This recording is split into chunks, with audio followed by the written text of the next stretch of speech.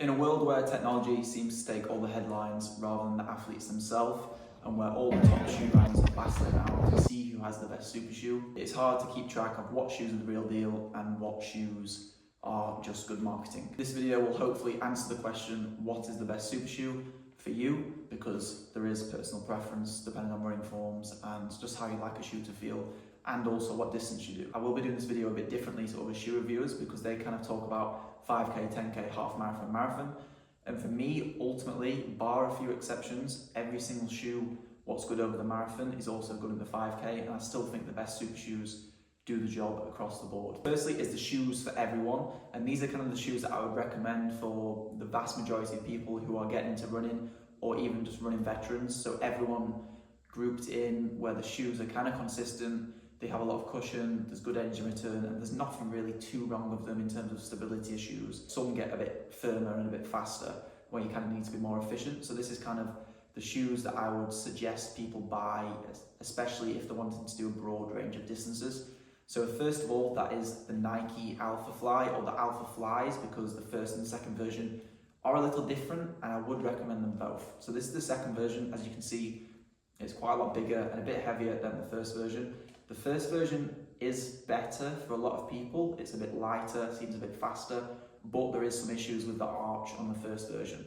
If you're someone who struggles with injuries in your arch or get pain there, then the second version kind of solves that issue. Overall, the first one is better, and the AlphaFly probably still is the best super shoe in terms of energy return and cushion, so it's going to protect the legs the most. However, it is also one of the most heavy super shoes, so for the shorter distances or for some distances where you need to be a bit more agile, this isn't the best option. But as an overall shoe, might be the best out there. It does come with some kind of quirks that you need to navigate, but ultimately great energy return and great cushion. The second shoe is the Saucony Endorphin Pro 3.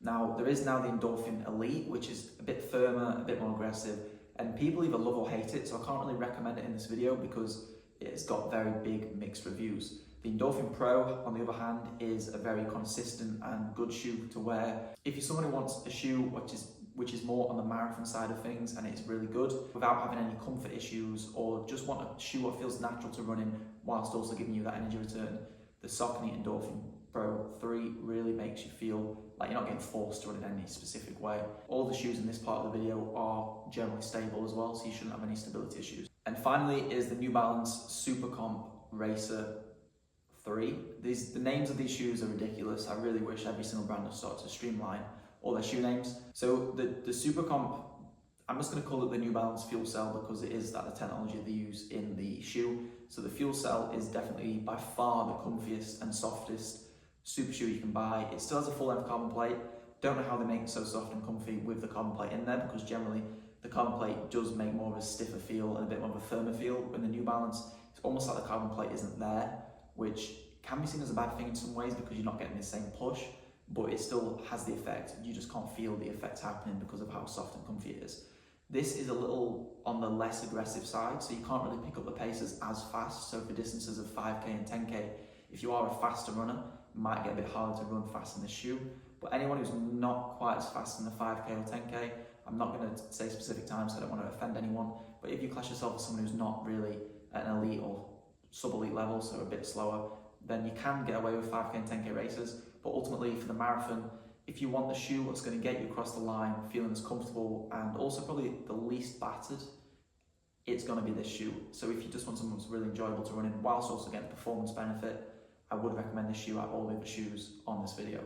Now on to some specific shoes which sometimes have their quirks, and I wouldn't necessarily recommend it for everyone, but really for me is where the best shoes kind of lie, but suit specific forms, who can really get a lot of performance out of them. The first one is definitely the most popular super shoe on the planet, and that's the Nike VaporFly Next Percent 3, again with the long names.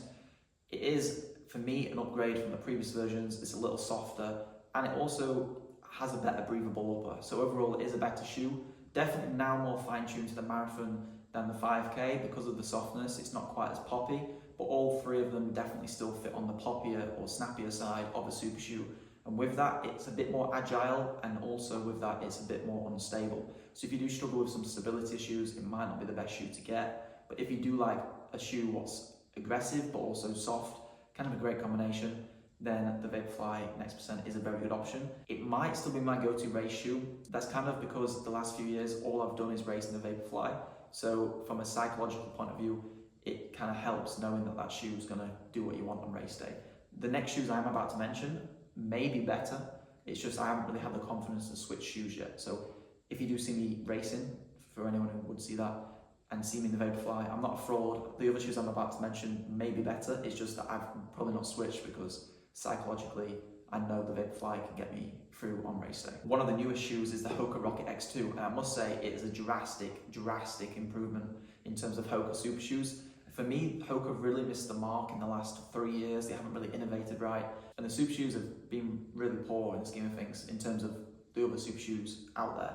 One thing they have always had is innate stability in their super shoes, and it's definitely the most secure and stable super shoe I've tried without generally having the stability issues where it kind of feels a bit firm if it's more stable, whereas this isn't the case. It just feels the most secure and stable super shoe, which does make you more efficient in a way because you're not really going side to side, which in the scheme of things over a marathon, if you're taking however thousands of steps, if you're slowly going side to side like that, especially when you're fatigued, that's going to affect the efficiency. So the Hoka Rocket X2 is the perfect combination for me. It's kind of like the Next Percent 3 and the Adios Pro 3 combined. Like I said, might be the best shoe. I do really enjoy running in it. In fact, it's the shoe that I've gone for the most in training in recent months, apart from the shoe I'm about to mention next, which I've got more recently, and since then I've been using that. But the Hoka Rocket X2, if you've been a bit scared of using Hoka because the performance shoes haven't been there, it is easily in contention to be the best super shoe. Definite the 5 and 10K.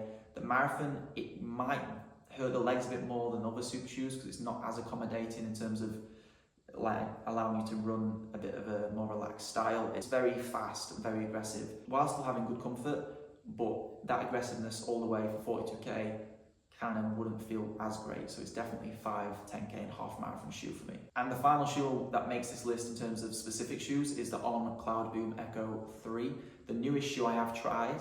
And again, like the Hoka Rocket X2, it's a bit firmer, a bit more aggressive than the other super shoe counterparts. So it might not be the best for the marathon, and the strength definitely lies in even the road mile, the 5K and the 10K.